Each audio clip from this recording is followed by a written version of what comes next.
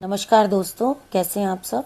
आज महाशिवरात्रि है और भगवान शिव और पार्वती की पूजा होती है और माना जाता है कि इस दिन भगवान पार्वती और महादेव जी का विवाह हुआ था। और इस दिन इनका व्रत रखने से जीवन में सारी मनोकामनाएं पूर्ण होती हैं और खुशहाली आती है। और एक अलग कथा के अनुसार इस दिन भगवान शिव ज्योतिर्लिंग के रूप में प्रकट हुए थे और सबसे पहले उनकी पूजा ब्रह्मा और विष्णु से ने की थी। और ऐसा माना जाता है कि इस दिन वो प्रकट हुए थे और इसीलिए इसी लिंग स्वरूप में आज उनकी पूजा की जाती है। तो महाशिवरात्रि का व्रत आज 26 फरवरी 2025 बुधवार को मनाया जाएगा और इसकी तिथि का आरंभ सुबह 11:08 पे होगा और समापन 27 फरवरी को सुबह 8:54 पे होगा। इसकी पूजा विधि है, सुबह उठकर स्नान के बाद साफ वस्त्र धारण करें, शिव परिवार सहित सभी देवी देवताओं की विधिवत पूजा करें। अगर व्रत रखना है तो हाथ में पवित्र जल, फूल और अक्षत लेकर व्रत का संकल्प लें।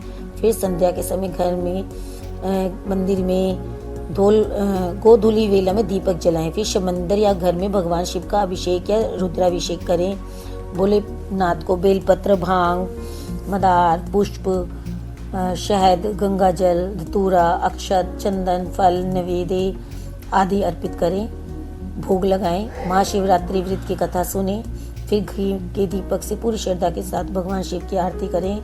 अंत में ओम नमः शिवाय का मंत्र जाप करें और अंत में क्षमा प्रार्थना भी करें। और महाशिवरात्रि की व्रत की कथा बताती हूँ आपको।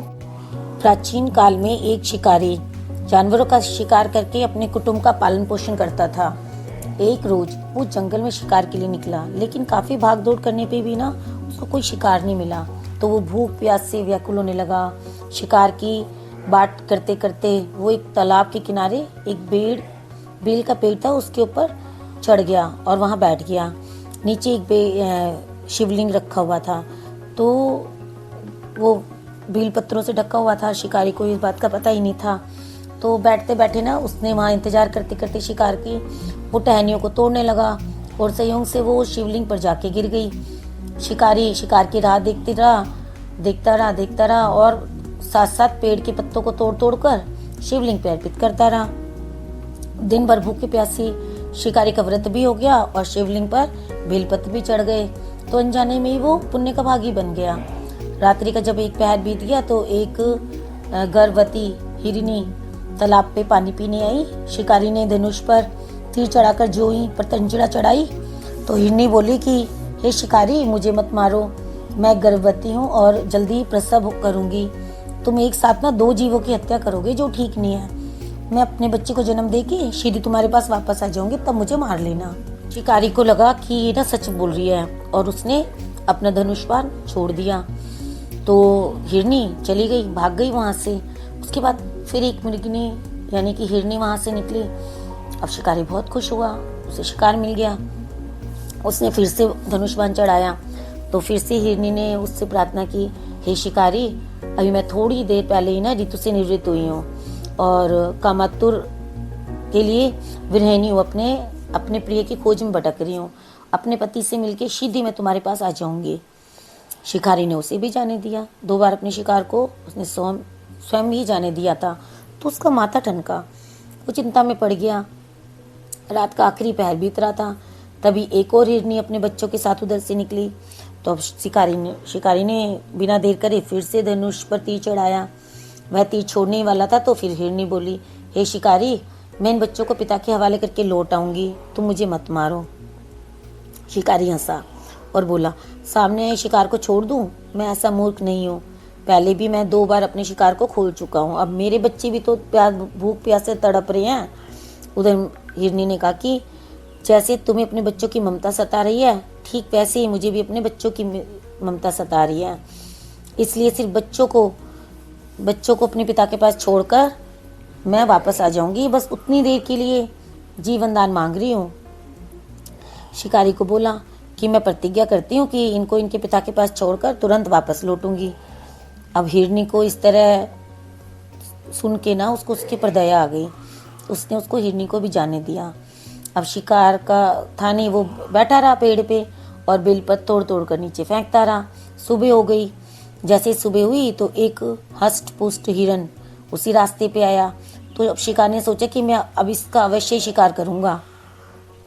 शिकारी को ऐसे धनुष्वान चढ़ा हुआ देख के तो हिरन विनती करने लगा, हे शिकारी, अगर तुमने इससे पहले आने वाली 3 हिरनियों और उसके छोटे छोटे बच्चों को मार डाला है तो मुझे भी मार दो, ताकि उनके वियोग में मैं एक क्षण का भी दुख न सहूं।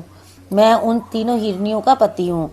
यदि तुमने उन्हें भी जीवन दान दिया है तो कुछ क्षण के लिए मुझे भी दे दो, मैं उनसे मिलकर तुम्हारे सामने उपस्थित हो जाऊंगा। अब हिरन की ऐसी बात सुनकर ना शिकारी के सामने पूरी रात का घटना चक्र घूम गया। उसने सारी कथा सुना दी। तब उस हिरन ने कहा कि मेरी तीनों पत्नियां जिस प्रकार प्रतिवद्ध होकर लोटी होकर गई हैं, मेरी मृत्यु से अपने धर्म का पालन नहीं कर पाएंगी। अतः जैसे तुमने उनके ऊपर विश्वास करके उनको छोड़ा है, मुझे भी जाने दो। मैं उन सबके साथ ही तुम्हारे सामने शीघ्र उपस्थित होऊंगा। उपवास, रात्रि जागरण और शिवलिंग पर बेलपत्र चढ़ाने से शिकारी का जो हृदय था ना, वो निर्मल हो गया। उसमें भगवत शक्ति का वास हो गया। धनुष तथा वान उसके हाथ से सहज ही छूट गए और भगवान शिव की अनुकंपा से उसका हिंसक हृदय कारुणिक भावों से भर गया। वह अपने अतीत के कर्मों को याद करके पश्चाताप की ज्वाला में जलने लगा। थोड़ी देर बाद वो हिरन अपने पूरे परिवार के साथ शिकारी के सामने उपस्थित हो गया, ताकि शिकारी उनका शिकार कर ले। किंतु जंगली पशुओं की ऐसी सत्यता, सात्विकता और सामूहिक प्रेम भावना देखकर शिकारी को बहुत गलानी हुई।